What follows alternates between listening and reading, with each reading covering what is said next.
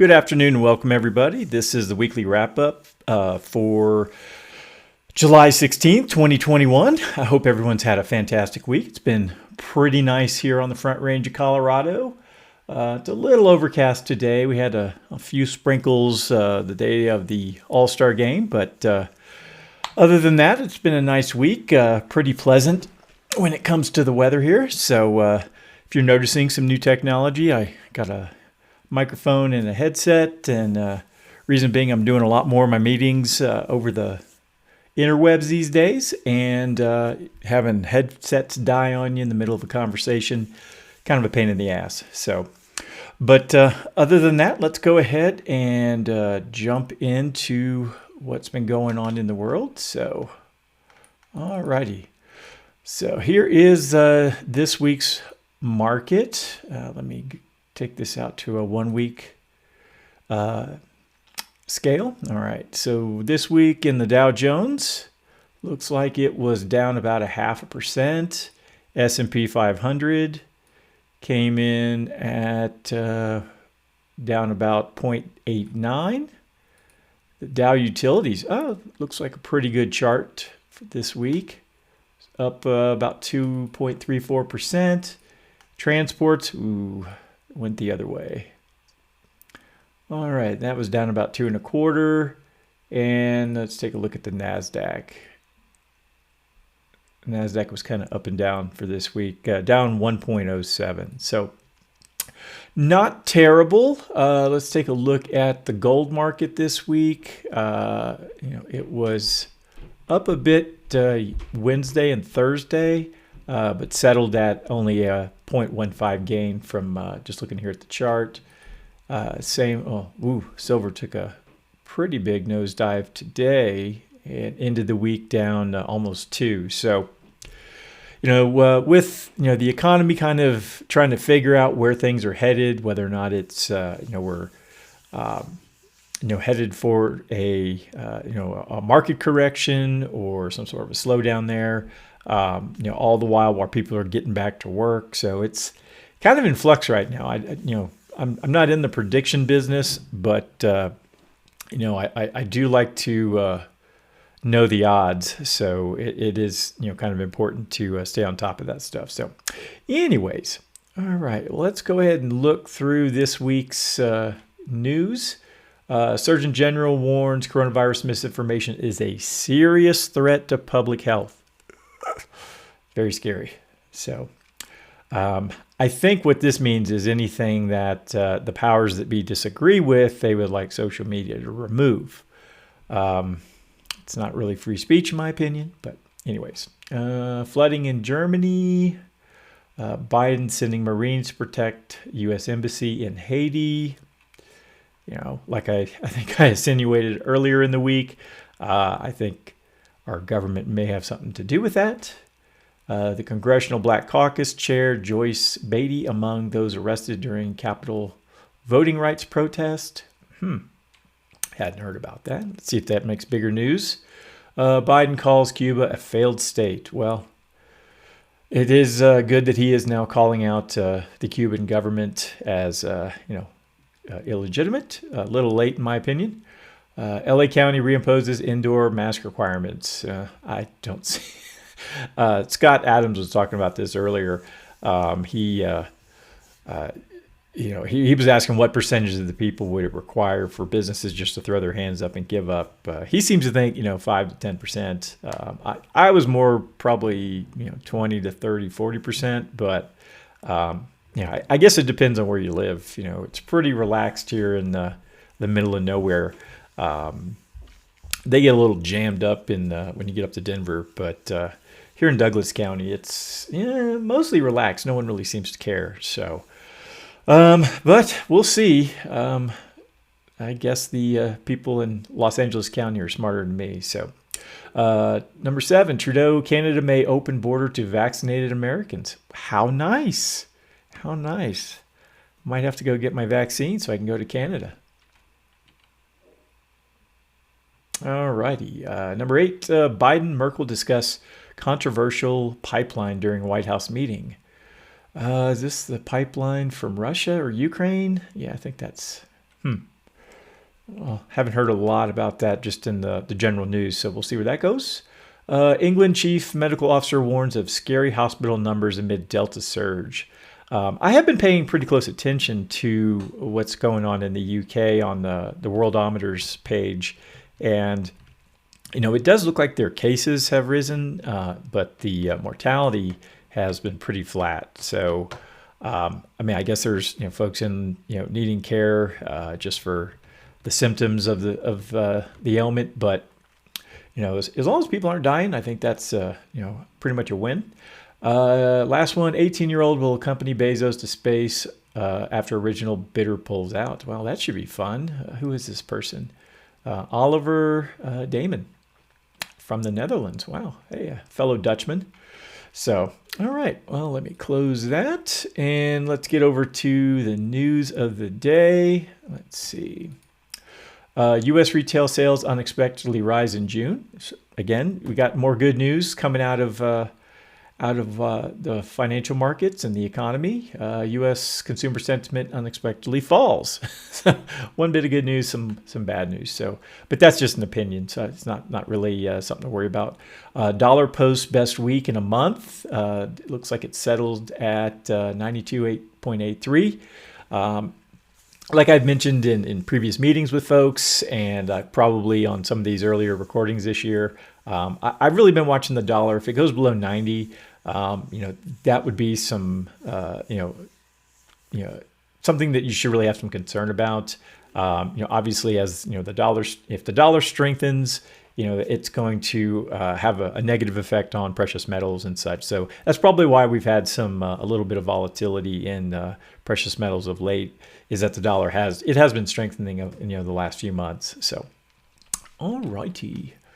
Well, let's go and take a look at the jobless numbers. Initial jobless claims came in at 360,000, right on forecast. Somebody should get a pat on the back for that. Last week's numbers were revised up from 373 to 386, so a slight jump, nothing too huge. And again, looking at the longer term trend, it does look really, really good. Continuing jobless claims came in at 3.241 million. Forecast was 3.3 million. So that is certainly excellent. The previous number came in, was revised up from 3.339 up to 3.367. So, a few thousand were it was increased by for last week. So, but again, looking at the positive, this trend line is continuing in a very good direction. All right, and then talking about price indexes and inflation. I know that's been a big concern for a lot of folks that I've talked to of late, and gasoline. I've heard a lot of bitching and moaning about price of gas, how it's continued to rise over the last few months. But a big part of that is the rig count that's out there, in production, pumping oil, and getting it to the refiners to get it to us. So as you can see, it did bottom out last year and has been on a steady climb. So we're making our way back there. So that should help with some of the inflation that is on in the gas markets. So. Hopefully, we get back up to a level of, 600-700 rigs online, which would be another, at least 200 more. We'll see what the price of gasoline is at that point, and then go from there. So, all right. And I had a couple articles I wanted to talk about. They had some good information. Pulled these from the Mises Institute at Mises.org. They're a fantastic organization with some really bright folks. And this first article is investors are on the lookout for a crash, but prices keep going up. It's by Doug French, and it was published yesterday on the 15th. So I just want to read through a couple of bits out of here. So first, starts out, an insider confided to a friend that Excuse me. An insider confided to a friend that all he's doing right now is transaction work for real estate holders who are selling now before the market crashes. His clients, members of Sin City's Illuminati, once bitten by the '08 crash, believe that they'll beat the crowd to the sales window before the local retail and office market collapses. So again, we went through the housing crisis back in 2007 and 8. And, people who've been bitten by that certainly don't want to, fall for that again. So this is what this article really, centers around. So moving down, Bloomberg reported that a year ago, Amazon lease businesses could sell for a capitalization rate of 4%, the equivalent of 25 times earnings. A Las Vegas real estate broker and developer who is also doing business in Red Hot Reno said recently Amazon buildings will start selling for 3 caps soon. So, retail space is, through the roof, evidently. So, people are getting out getting out now. Continues, back in the days of quasi-laissez-faire, a pandemic would have created plenty of opportunities for the Zells. It's a person they're talking about in this article, the Zells of the world. But as Grant explains, hotels, malls, and other properties have suffered enormous declines in revenue, but few others have been forced to sell at steep discounts thanks to government stimulus programs and the Federal Reserve's easy money policy, which kept a lid on foreclosures. Tenants bellied up to the payment protection program bar, and while having trouble operating due to labor shortages, with staff staying home on the taxpayer's dime, they are paying rent. As for Amazon and other fulfillment tenants, COVID was a colossus. From both a monetary and fiscal perspective, authorities have Authorities have made sure that distress would be extremely limited in all walks of life. Cedric LaChance of Green State Advisors, head of global blah, blah, blah. So, what has happened is, in a typical downturn in the economy, you would have a lot more, inventory available because people would have foreclosed or been kicked out, and then maybe the landlord wouldn't be able to afford it if he couldn't rent it.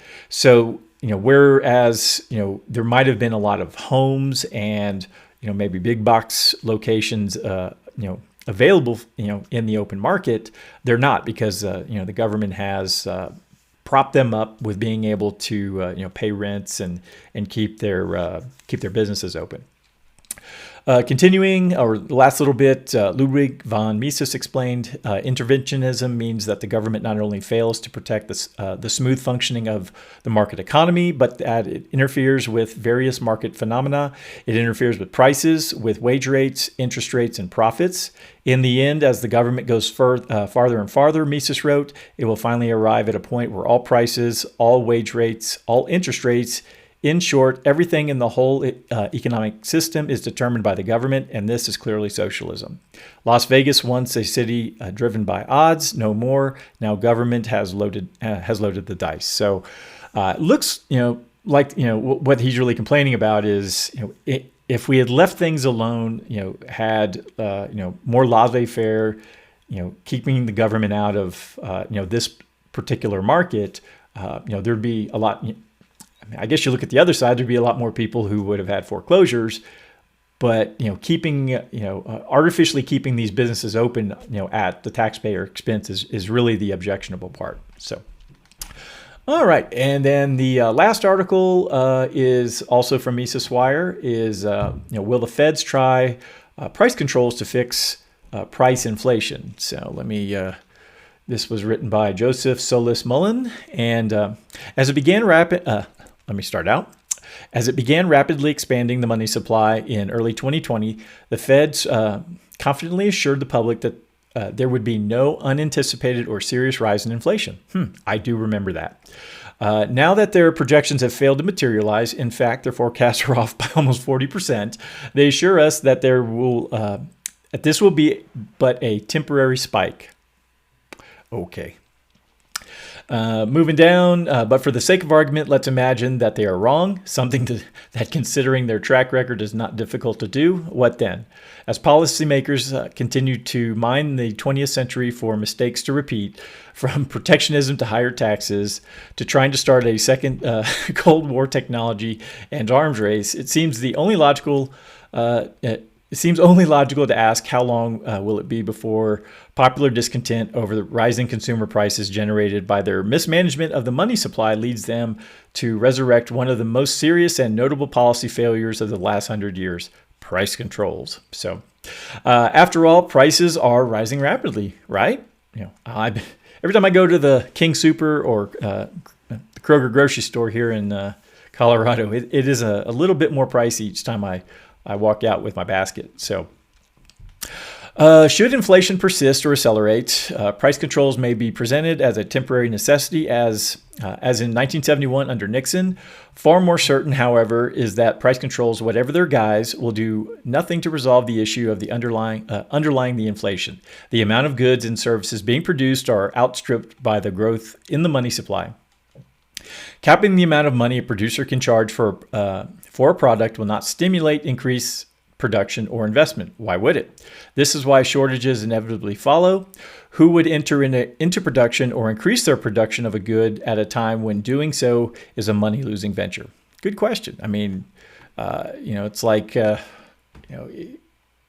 you got taxed at 120%, I mean, why would you go to work?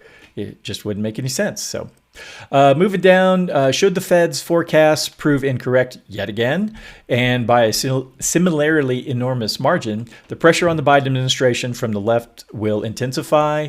It's supported rent freezes, direct payments, massive fiscal stimulus, and an almost doubling of the federal minimum wage.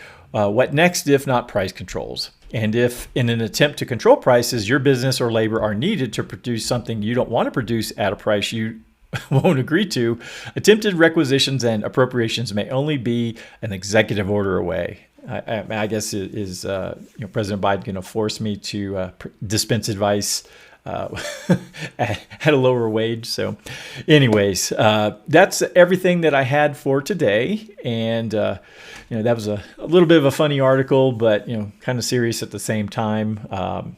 In my opinion, we just need to stay out of people's lives, leave everyone alone, and let the government definitely needs to stay out of our lives, and just let people be. The only thing that should really be enforcing is property crimes, physical harm to other people, and that's about it. If you leave those things alone, if those are the only two things we're dealing with, I think we'll be a much happier society. So that's my parting words. I hope everyone has a fantastic weekend. It should be pretty nice here. We will have, there's baseballs back on TV. Having 4 days without Astros baseball was very painful for me. Obviously I'm a sports fan. So, and then yesterday's Yankees game gets canceled because of the Rona. So I'm going through a little bit of withdrawals. I was watching some, I think it was Philadelphia and Miami earlier after my workout. So I was getting a little bit of my fix in, and I'll probably head upstairs and spend the rest of the day watching baseball, and when the Astros come on in about an hour. So everyone have a great weekend, and I'll be back on Monday. Bye-bye.